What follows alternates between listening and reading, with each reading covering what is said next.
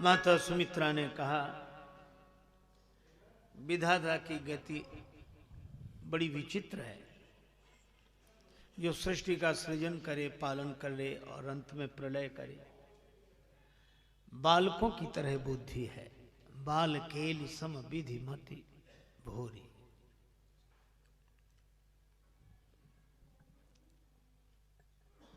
देखो, निसंदेह रूप से जो इस क्रम को स्वीकार करते हैं वे संसार के नियमों का पालन करते हुए भव सिंधु से पार होते हैं।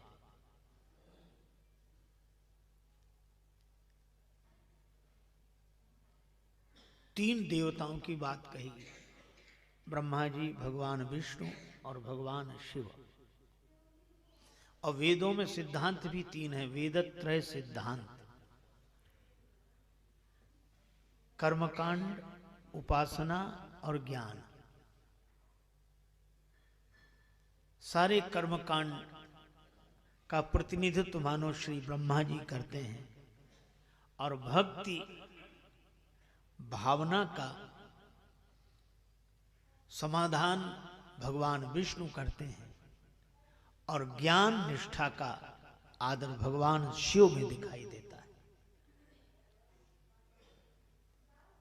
और कितनी अद्भुत बात है, किसी भी कार्य का जन्म कर्म से, उसका पालन प्रेम से और उसका संहार विचार से।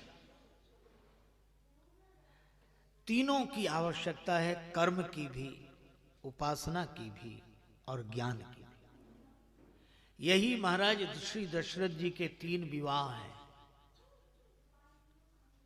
क्रिया शक्तिश्च कैकेयी, माता कैकेयी को क्रिया शक्ति कहा, कौशल्या माता को ज्ञान शक्ति कहा और सुमित्रा जी को उपासनात्मिका कहा। इन तीनों से विवाह करने के बाद सद्गुरु कृपा हुई, गुरुदेव वशिष्ठ जी की कृपा। यज्ञ हुआ, यज्ञ में अग्निदेव प्रकट हुए खीर का प्रसाद लेकर। मानो यह कथा संकेत करती है कि भगवान को पाने के लिए इन तीन निष्ठाओं से नाता जोड़ना पड़ेगा, ब्रह्मा जी के कर्मकांड से, भगवान विष्णु की भक्ति से और भगवान शिव के ज्ञान से। लेकिन इन तीनों से नाता जोड़ने के बाद भी दशरथ जी को भगवान नहीं मिले। इन तीनों से कोई नाता जोड़ ले, कर्मकांडी हो जाए, उपासक हो जाए, ज्ञानी हो जाए, लेकिन बिना गुरुदेव के, गुरु बिन भव निधि तरही न कोई,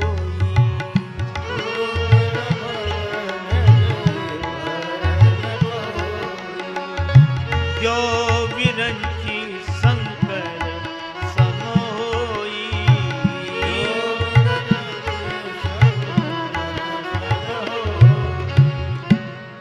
अब इसमें भी गुरु बिन भवनिधि तरई न कोई, जो विरंची शंकर भगवान नारायण। पर गुरुदेव की युक्ति अलग है, इन तीनों से परे है। दशरथ जी को जब लाभ नहीं हुआ तो गुरु जी के पास गए और गुरु जी को अपना दुख सुख सुनाया। दुख क्या है? भगवान नहीं मिले, यही दुख है। सुख क्या है? भगवान से मिलाने वाले गुरुदेव मिल गए। भगवान ने वचन दिया, हाँ। अब फिर वही तीन की कहानी। भगवान ने एक बार नहीं, तीन बार वचन दिया, सत्य सत्य पन सत्य हमारा। सृष्टि के तीन रूप, उत्पत्ति पालन प्रलय, तीन देवता ब्रह्मा विष्णु शिव। और दशरथ जी ने तीन निष्ठाओं से नाता जोड़ा। भगवान ने तीन बार ही वचन दिया, सत्य सत्यपन सत्य, और आए एक भी बार नहीं। तब गुरु जी ने कहा, धरहु धीर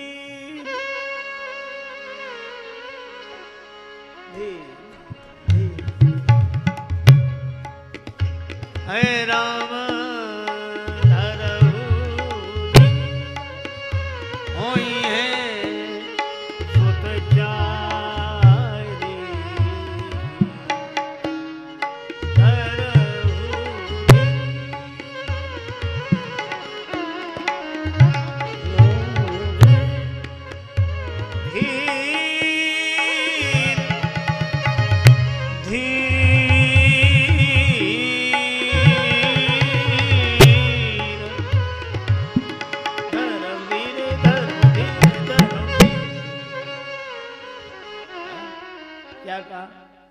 धीरज रखो।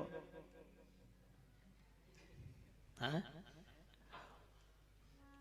दशरथ जी बोले और कब तक बुढ़ापा आ गया, हमारे जाने के दिन आ गए, उनके आने का समय नहीं आया।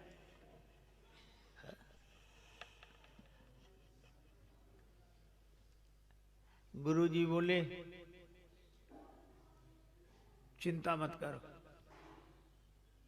भगवान ने 3 बार वचन देकर आने का प्रयास नहीं किया, अब मैं वचन देता हूं उनको, तुम्हारा चौथापन आया, भगवान को भी 4 रूपों में आना पड़ेगा। धरो धीर हुई हैं सुत चारी।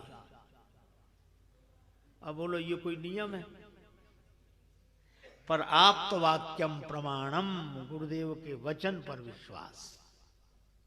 गुरु जी मुझे भगवान 4 रूपों में मिलेंगे? हाँ, तो फिर मुझे क्या करना पड़ेगा? बोले तुम्हें कुछ नहीं करना है, तुम्हें तो यही करना था जिसके करने की देरी हुई, लेकिन समय अब आया।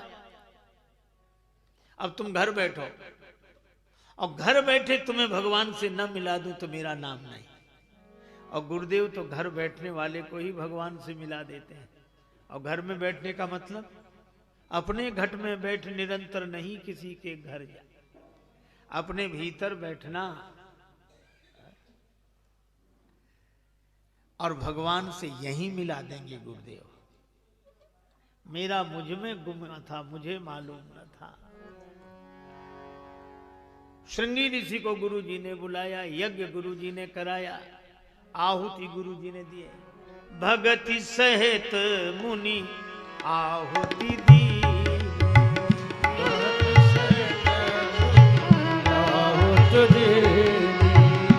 प्रगटे अग्नि चरु कर लीने।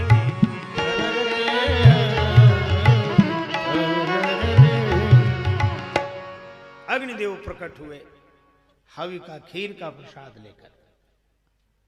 दशरथ जी ने हाथ जोड़े, हमारी प्रार्थना पर आप प्रकट हो गए।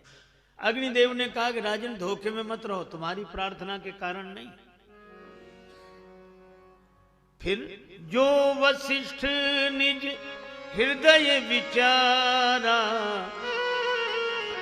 सकल काज भा सिद्ध तुम्हारा।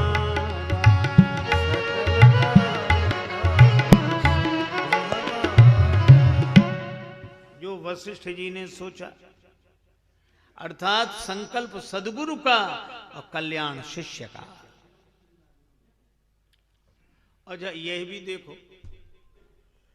गुरु अग्निदेव ने कहा इस हवि का, इस खीर का वितरण कर दो। अब 3-3 की बात चल रही है। सृष्टि के 3 रूप, 3 देवता, भगवान ने 3 बार वचन दिया और अग्निदेव प्रकट हुए, ये भी खीर का प्रसाद लेकर आए। और खीर में और चीजें मिले सो मिले, पर 3 चीजें मुख्य, इसमें भी 3 ही है, दूध, चावल और चीनी। अच्छा एक और सुंदर बात है, तीनों सफेद, दूध भी सफेद, चावल भी सफेद, चीनी भी सफेद। इसका अर्थ क्या है? दूध शुद्ध हो, गाय का दूध। अच्छा दूध ऐसा ना हो जिसमें एक दूध बेचने वाला आया, खरीदने वाले ने कहा आज बड़ी देर से आए। दूध बेचने वाला बोला हम क्या देर से आए, आज नल ही देर से आए। जब नल आए, जल मिलाए तब लाए। ऐसा दूध नहीं, शुद्ध दूध। और चावल भी सफेद। चावल कर्म का प्रतिनिधित्व करता, जैसा बोया वैसा पाया।